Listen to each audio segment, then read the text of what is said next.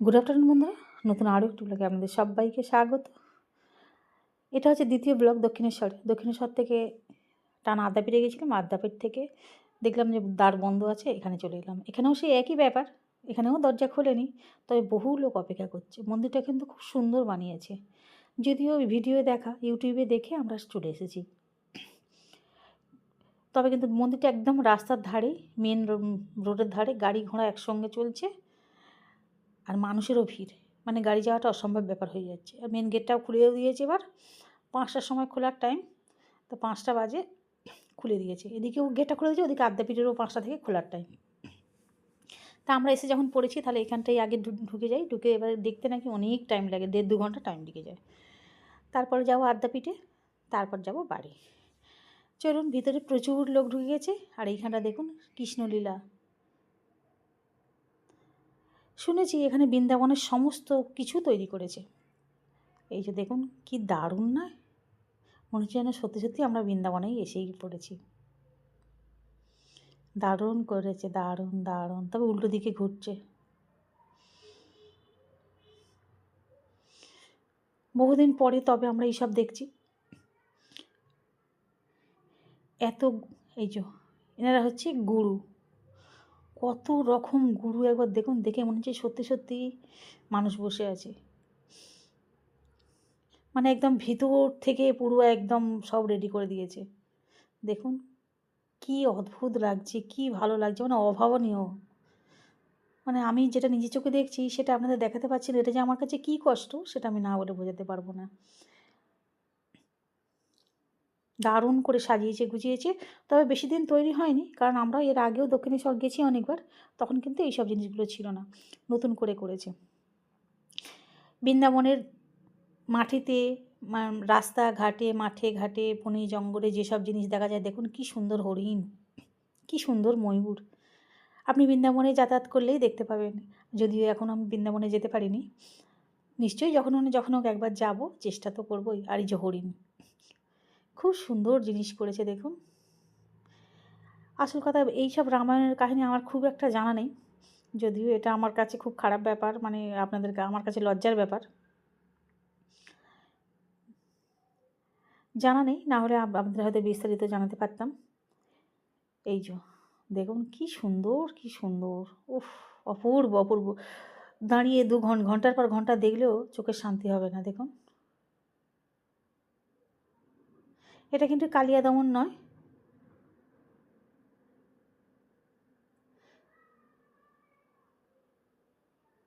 আর আপনার যাতে একটু যে ভিডিওটা শোনাবো, এত কিলবিল করছে, এত মানুষের সমাগম হয়ে গেছে, কিচ্ছু শুনতে পারবেন না। সেই জন্যই এটাকে একদম অফ করে দিয়েছি।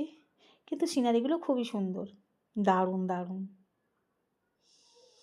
এত ঘুরে ঘুরে এতটা এরিয়া নিয়ে তৈরি নয়, অনেকটা এরিয়া নিয়ে তৈরি। দেখতে দেখতে অনেক টাইম লাগবে।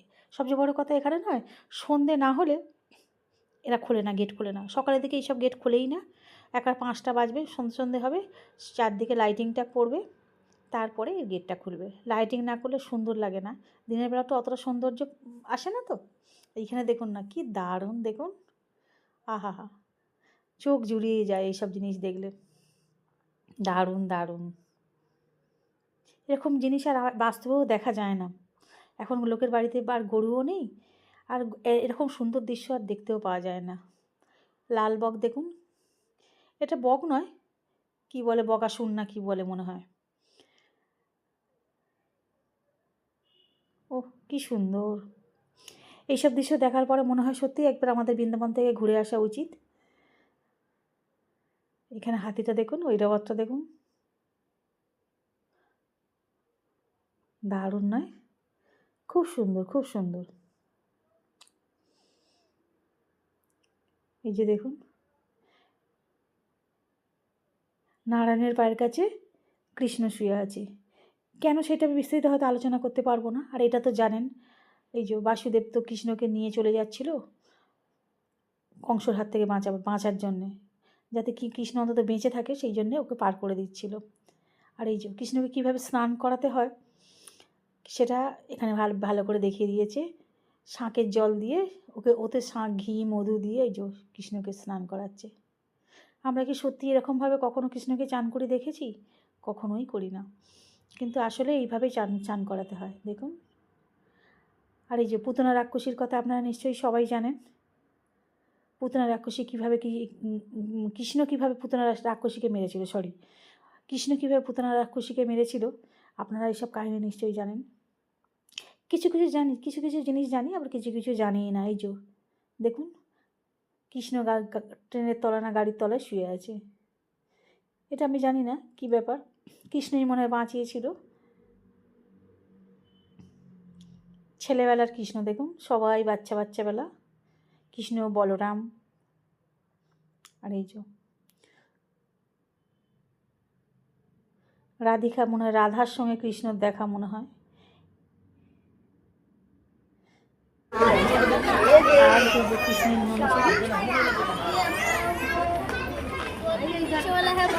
সবাই মনীষী করে আর যে সর্বজঙ্গ অবস্থা, খুব সুন্দর জিনিস।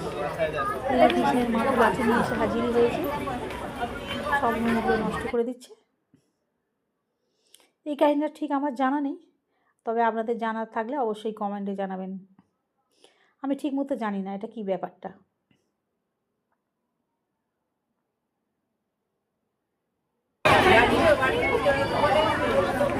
দীক্ষা নেওয়ার কথা আছে,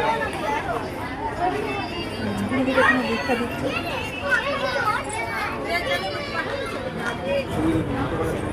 আর এই শিবটাকে ঠিক আমি বাইরে থেকে প্রথম ঢোকার মুখে দেখিয়েছিলাম, তারই সামনে এইটা। আর এই যে রাধাকৃষ্ণে দেখুন রাসলীলা, আমরা রাসলীলার সময় এরকম রাধাকৃষ্ণকে আমরা দোলনা খেতে দেখি না, সেই রাসলীলারই একটা অংশ এখানে তুলে দিয়েছে। খুব সুন্দরভাবে ফুটিয়ে তুলেছে দেখুন। এত বিস্তারিত সত্যিই আমি জানি না। কৃষ্ণ, রাম আর লক্ষ্মণ, ওই যে এই বুড়িমাটার নাম ঠিক নাম জানি না, সেই আমগুলো খেয়ে খেয়ে আর্ধেক করে রেখে দিয়েছিল না কৃষ্ণের জন্যে, সেই সিনটা।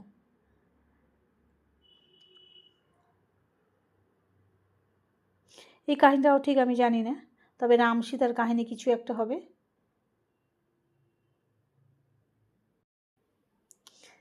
এখানে কৃষ্ণ দেখুন ননি চুরি করে খাচ্ছে, এই যে সবাইকে নিয়ে এসে দল বল নিয়ে এসে গেছে। আর এদিকে মনে হয় ওর মা বাবা এসে গেছে। তখনকার দিনে কত ননি তৈরি হতো, ঘরেই ননি তৈরি হতো দেখুন। তখনকার দিনে ঘরে দুধ, ক্ষীর, ছানা, ননি এইসব খেয়েই ছেলেমেয়েরা মানুষ হতো। কিন্তু এখন তো আর সে দুধ, ক্ষীর, ননির আর দেখাই নেই। ও সম্বন্ধে এখন বাচ্চাদের বললে তো জানবেই না যে ক্ষীর কী, ননি কী, সেটাই জানবে না। আর এই যে সব বাচ্চাগুলোকে সব খেয়ে নিয়েছিল, কৃষ্ণ তাদেরই উদ্ধার করছেন।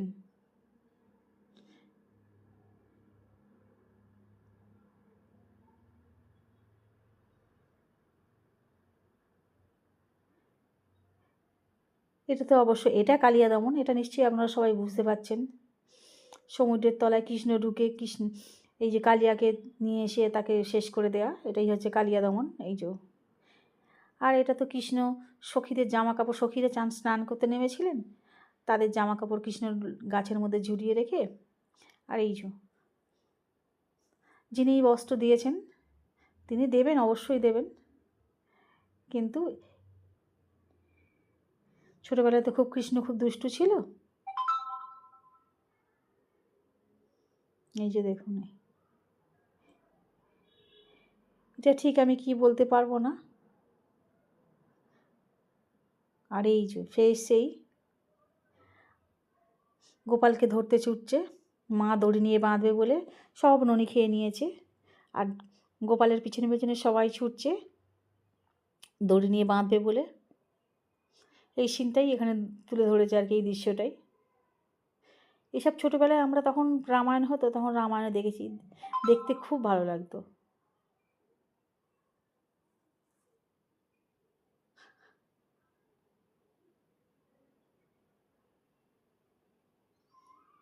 আর এইগুলো যে কি বড় বড় করেছে,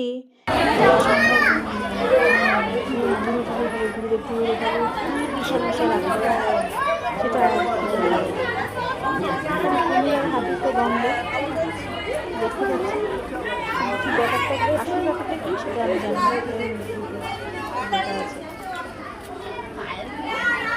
করে গান বাজনা করতে করতে যাচ্ছি।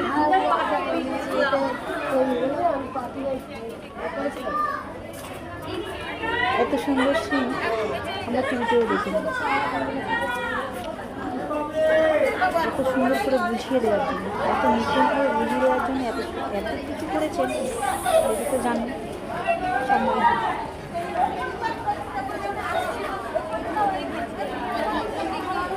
একটু সাউন্ড দিতে পারছি না, এত আওয়াজ একটু সাউন্ড দিতে পারছি না।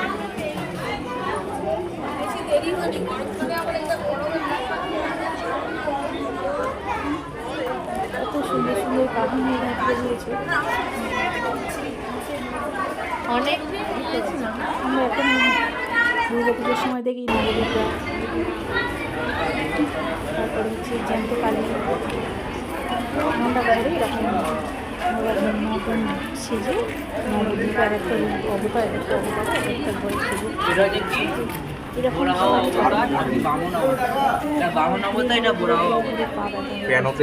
এখন মনে হচ্ছে কিছু যেন বাকি রয়ে যাচ্ছে, ওদিকটা যাওয়া হয়নি, এদিকটায় যাওয়া হয়নি, এরকম একটা চিন্তা ভাবনা। রাত হচ্ছে ঘুরিয়ে আসছে, করে বাড়ি যাবো, তারপর দক্ষিণেশ্বরে বাড়ি যাবো। তো বিশাল বিশাল ঠান্ডা, উষ্ণ ঠান্ডা, অনেক দূর মানে নিচু থেকে দেখাচ্ছে তো, জুম করে দেখালেও দেখা যাচ্ছে না।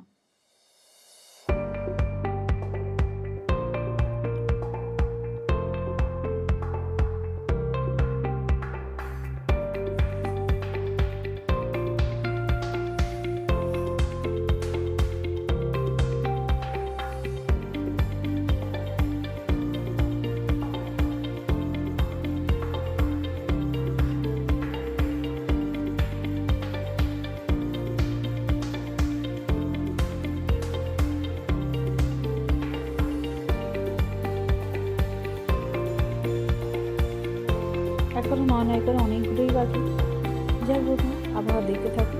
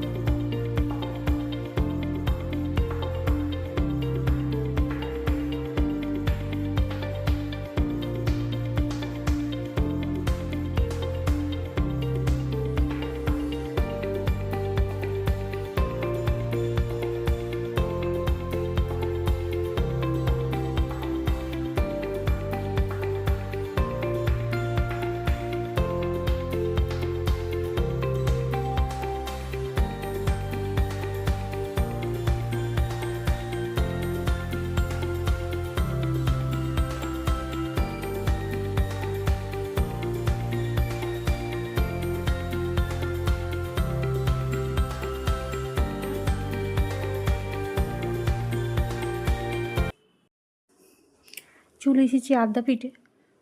তবে আদ্যাপীঠে আর বেশিক্ষণ থাকবো না। আমি এই জীবনের প্রথম এই আদ্যাপীঠে এলাম।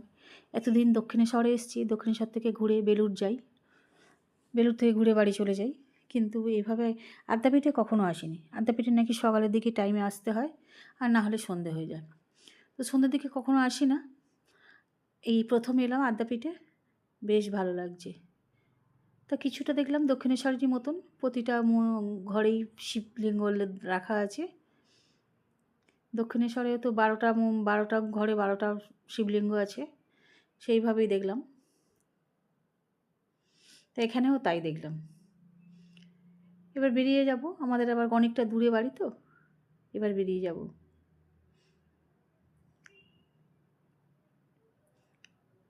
যাই হোক বন্ধুরা, ভিডিওটা এখানে শেষ করছি। যদি আপনাদের ভালো লাগে প্লিজ একটা লাইক এবং শেয়ার করবেন। দেখা হচ্ছে পরের ভিডিওতে। তখন টাটা, বাই বাই।